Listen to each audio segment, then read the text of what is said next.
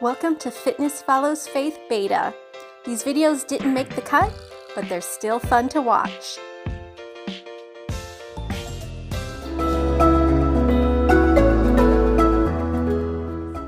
Welcome to Fitness Follows Faith. I'm April Guthrie, and today I'm going to be introducing you to my 3-week life reset called Praying for Transformation. It is a 3-week fast that I just completed, and it really did transform my life. During this 3 weeks, I was not only abstaining from certain foods, but during the time that I would normally spend eating, I was reading my Bible and praying for God to transform my heart, mind, and body. The way you structure your fast is between you and God. And it doesn't necessarily have to be from food. God might call you to abstain from something else you've become dependent on so that He can meet that need for you. Here's the way that I structured my fast. Week 1 was all about getting my body ready for the fast, which I'll get to in a moment.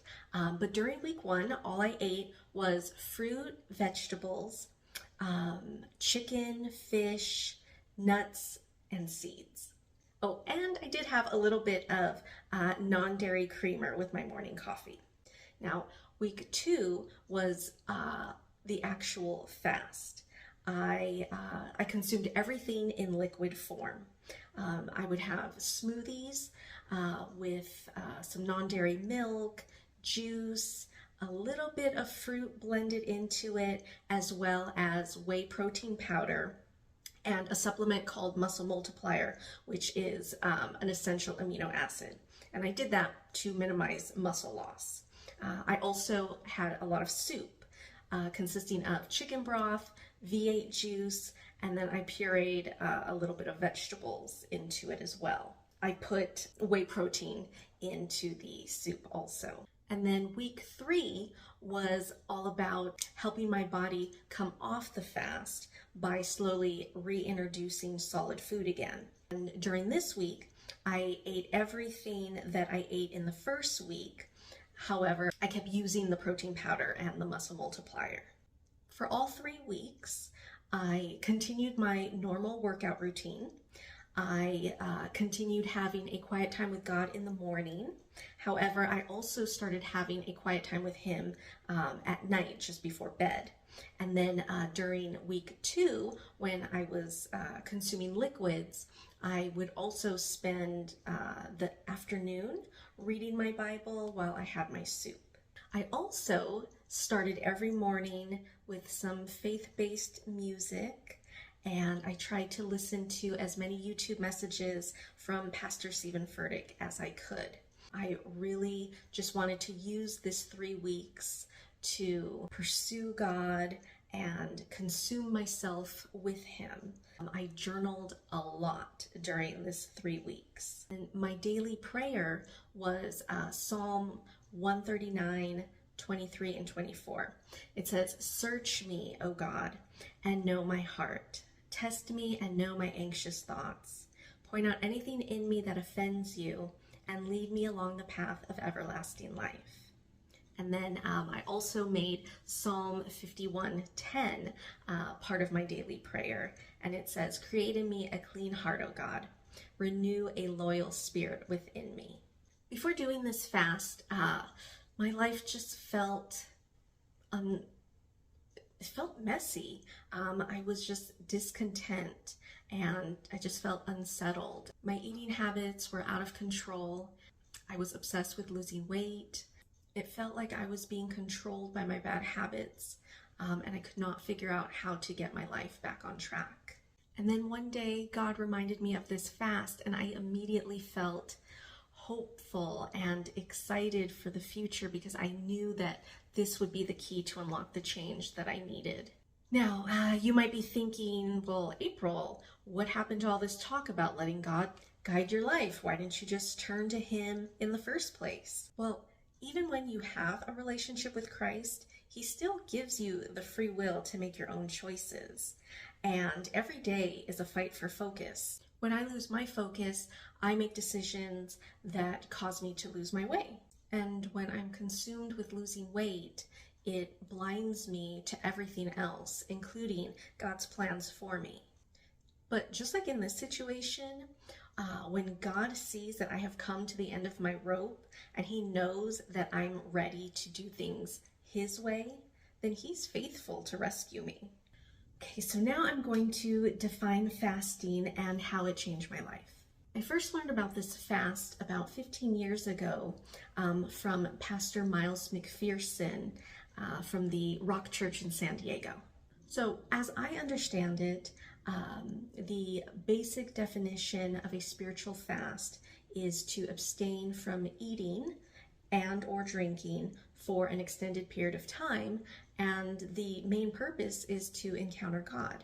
As Pastor Miles explains it, eating and drinking can represent anything in life that holds you back. And by separating yourself from your perceived needs, you are positioning yourself to allow God to meet those needs for you.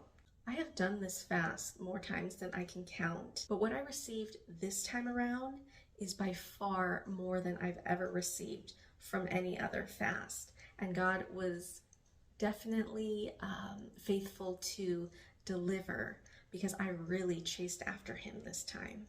My heart is so full of joy. I'm experiencing the peace of mind and mental freedom I desired. My cravings are gone. My eating habits are healthier and more structured. It's no longer a battle of the will when it comes to sugar because I just don't even crave it anymore. For instance, I'm sure if someone told you not to eat broccoli, that probably wouldn't take any willpower because you don't really crave broccoli. And that's how it is for me right now. I am no longer wasting all of my willpower on my eating habits. And so it allows me to save my willpower and use it on more important things. The food I desire now is the food that helps me achieve my health and fitness goals. So my eating habits are working for me now instead of against me. And speaking of my health and fitness goals, I have to say I am super grateful for not only the mental and spiritual changes that I've experienced, but I'm also really pleased with the physical changes that I'm seeing. When I wake up in the morning, running to the mirror is not the first thought that I have, and it is just so freeing. And because I have joy and freedom again, I feel more eager to serve my husband. I feel more in love with him than I ever have before. And even when it comes to my husband's dog, typically I don't really have a lot of patience for Gnarly, that's his dog. But even now, I feel more love and patience toward him. And when you're not carrying the burden of like irritation and frustration, that is so freeing too.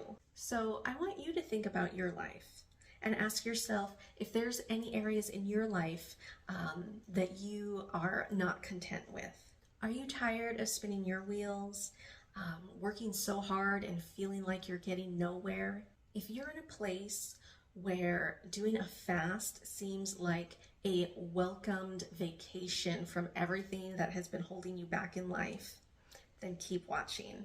I have created a whole series of videos to show you exactly how I fit this fast into my daily routine, as well as what I ate during every week of this fast. I have included weekly check-ins so you can learn from my experiences before beginning each new week of your fast. I've also created a personal growth victory checklist so you can track your progress without having to get on the scale or look in the mirror. You will also find 21 short daily devotional videos to help keep you encouraged for every day that you're on your fast. And if you're still on the fence, I would encourage you to watch the next video as I share a message from Pastor Steven Furtick that really just confirmed my decision to do this fast. And in the description below, you can find links to the next video, the entire Praying for Transformation video playlist, as well as a fasting resource guide written by Pastor Miles. Gnarly figured that if I was going to mention him in a video, it was only fair that you got to meet him. Hey, what's up, everybody? My name is Gnarly, also known as Nardude, and you better not mess with my mom. All right. Say bye. Nice to meet you.